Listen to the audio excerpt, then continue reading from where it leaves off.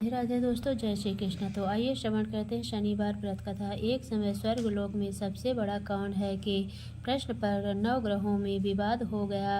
विवाद इतना बढ़ गया, परस्पर भयंकर युद्ध की स्थिति बन गई। निर्णय के लिए सभी देवता देवराज इंद्र के पास पहुँचे और बोले, हे देवराज इंद्र, आपको निर्णय करना होगा कि हम में से सबसे बड़ा कौन है। देवताओं का प्रश्न सुनकर देवराज इंद्र उलझन में पड़ गए।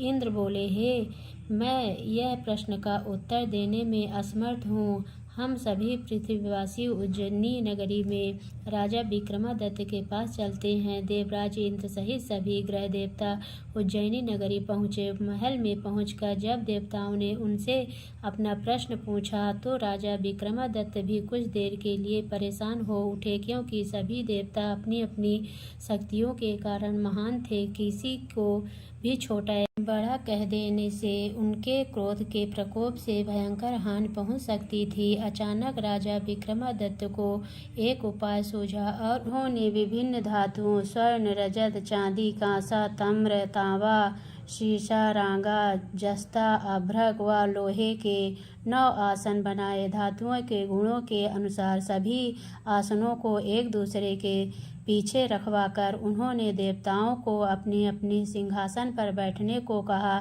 देवताओं के बैठने के बाद राजा विक्रमादित्य ने कहा, आप का निर्णय तो स्वयं हो गया। जो सबसे पहले सिंहासन पर विराजमान है वही सबसे बड़ा है। राजा विक्रमादित्य के निर्णय को सुनकर शनि देवता ने सबसे पीछे आसन पर बैठने के कारण अपने को छोटा जानकर क्रोधित होकर कहा, राजा विक्रमादित्य, तुमने मुझे सबसे पीछे बैठा कर मेरा अपमान किया। तू मेरी शक्तियों को से परिचित नहीं है, मैं तुम्हारा सर्वनाश कर दूंगा। शनि ने कहा, सूर्य एक राशि पर 1 महीने, चंद्रमा 2.25 महीने, मंगल 1.5 महीने, बुध और शुक्र 1 महीने, बृहस्पति 13 महीने रहते हैं, लेकिन मैं किसी राशि पर 7.5 वर्ष 7.5 तक रहता हूँ। बड़े बड़े देवताओं को मैंने अपने प्रकोप से पीड़ित किया है।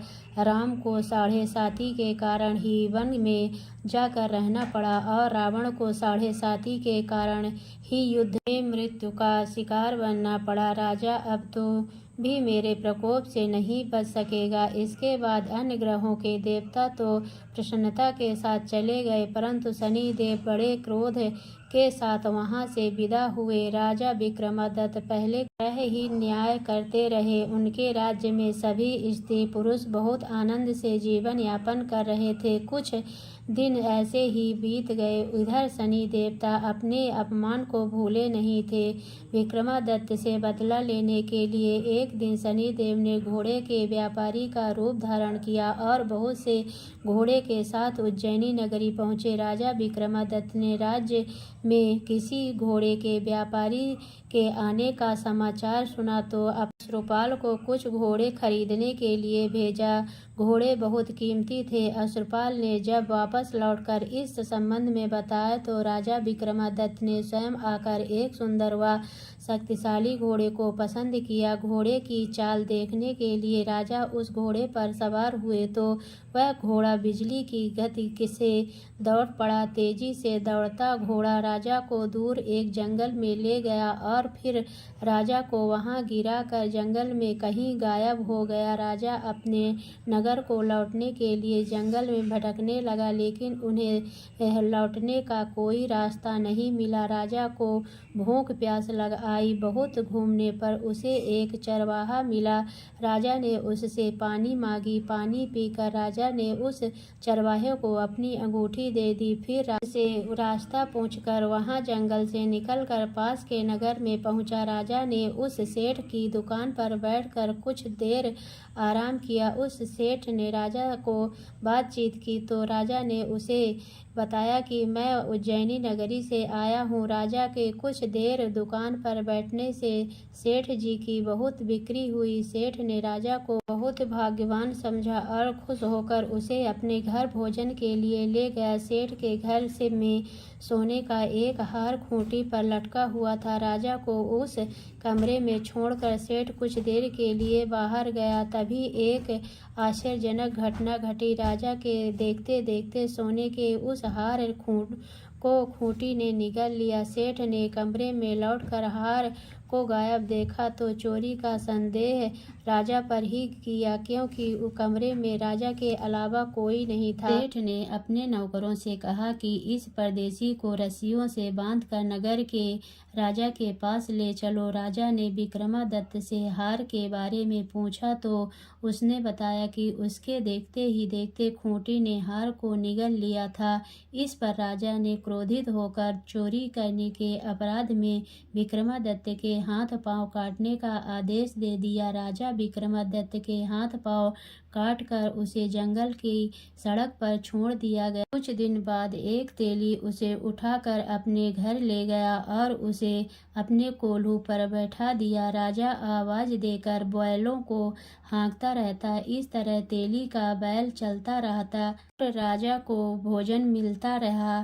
शनि के प्रकोप की 7.5 पूरी होने पर वर्षा ऋतु प्रारंभ हुई। राजा विक्रमादित्य एक रात मेघ मल्लाह गा रहा था, तभी नगर के राजा की लड़की राजकुमारी मोहिनी रथ पर सवार उस तेली के घर के पास से गुजरी। उसने मेघधार सुना तो उसे बहुत अच्छा लगा और दासी को भेजकर गाने वाले को बुला लाने को कहा। दासी ने लौटकर राजकुमारी को अपंग राजा के बारे में सब कुछ बता दिया। राजकुमारी उसके मेघमल्लाह से बहुत मोहित हुई, अतः उसने सब कुछ जानकर भी अपंग राजा के साथ विवाह करने का निश्चय किया। राजकुमारी ने अपने माता पिता से जब यह बात कही तो वे हैरान रह गए। रानी मोहिनी को समझाया, बेटी तेरे भाग्य में तो किसी राजा की रानी होना लिखा है, फिर तू उस अपंग से विवाह करके अपने पांव पर कुल्हाड़ी क्यों मार रही है। राजकुमारी ने अपने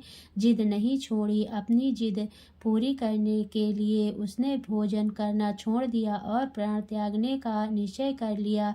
आखिर राजा रानी को विवश होकर अपंग विक्रमादित्य के साथ राजकुमारी का विवाह करना पड़ा। विवाह के बाद राजा विक्रमादित्य और राजकुमारी तेली के घर में रहने लगे। उसी रात स्वप्न में शनिदेव ने राजा से कहा, राजा तुमने मेरा प्रकोप देख लिया, मैंने तुम्हें अपने अपमान का दंड दिया है। राजा ने शनिदेव से क्षमा करने को कहा और प्रार्थना की, हे शनिदेव आपने जितना दुख मुझे दिया है अन्य किसी को न देना। शनिदेव ने कुछ सोचकर कहा, राजा मैं तुम्हारी प्रार्थना स्वीकार करता हूँ। जो कोई स्त्री पुरुष मेरी पूजा करेगा, शनिवार को व्रत करके मेरी व्रत कथा सुनेगा, उस पर मेरी अनुकंपा बनी रहेगी। प्रातःकाल राजा विक्रमादित्य की नींद खुली तो अपने हाथ पांव देखकर राजा को बहुत खुशी हुई। उसने मन ही मन शनिदेव को प्रणाम किया। राजकुमारी भी राजा के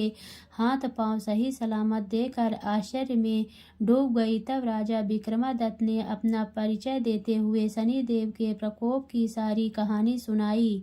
सेठ को जब इस बात का पता चला तो दौड़ते हुए तेली के घर पहुंचा और राजा के चरणों में गिरकर क्षमा मांगने लगा। राजा ने उसे क्षमा कर दिया, क्योंकि यह सब तो शनिदेव के प्रकोप के कारण हुआ था। सेठ राजा को अपने घर ले गया और उसे भोजन कराया। भोजन कराते समय वहां एक आश्चर्यजनक घटना घटी। सबके देखते देखते उस खूंटी ने हार उगल दिए। सेठ जी ने अपनी बेटी का विवाह भी राजा के साथ कर दिया और बहुत से स्वर्ण आभूषण धन आदि देकर राजा को विदा किया। राजा विक्रमादित्य राजकुमारी मोहिनी और सेठ की बेटी के साथ उज्जैनी पहुँचे तो नगरवासियों ने हर्ष से उनका स्वागत किया। अगले दिन राजा विक्रमादित्य ने पूरे राज्य में घोषणा कराई कि शनिदेव सब देवों में सर्वश्रेष्ठ हैं। प्रत्येक स्त्री पुरुष शनिवार को उनका व्रत करे और व्रत कथा अवश्य सुने। राजा विक्रमादित्य की घोषणा से शनिदेव बहुत प्रसन्न हुए। शनिवार का व्रत करने और व्रत कथा सुनने के कारण सभी लोगों की